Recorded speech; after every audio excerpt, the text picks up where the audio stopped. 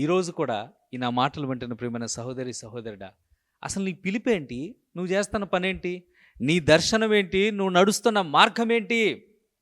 దేవుడు నిన్ను సేవ చేయమని పిలిస్తే, దేవుడు తన పరిచర్య చేయమని నిన్ను పిలిస్తే, ఆయన సువార్తను ప్రకటించమని నిన్ను పిలిస్తే, నేను ఆటో దొలుకొని బ్రతుకుతాను, నేను బిజినెస్ చేసుకొని బ్రతుకుతాను, నేను అబ్రాడ్కి వెళ్ళి మంచి చదువులు చదువుకుంటాను, నేను మంచి జాబ్ చేసుకుంటాను, ఇక్కడ ఏదో ఒకటి చేసుకొని నేను బ్రతుకుతాను, ఎలాగలా నేను బ్రతుకుతాను అని చెప్పేసి పిలుపును విడిచిపెట్టేసి, దర్శనాన్ని దాచేసి, వాగ్దానాన్ని వదిలిపెట్టేసి లోకంలో ఇష్టానుసారంగా జీవించే వ్యక్తులు ఎంతమంది లేరండి.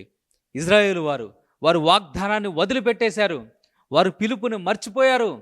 కనానును స్వతంత్రించుకోవాలనుకున్న వారి పిలుపుని పక్కన పెట్టేశారు. లేరా ఈరోజు మనలో ఎంతమంది లేరు?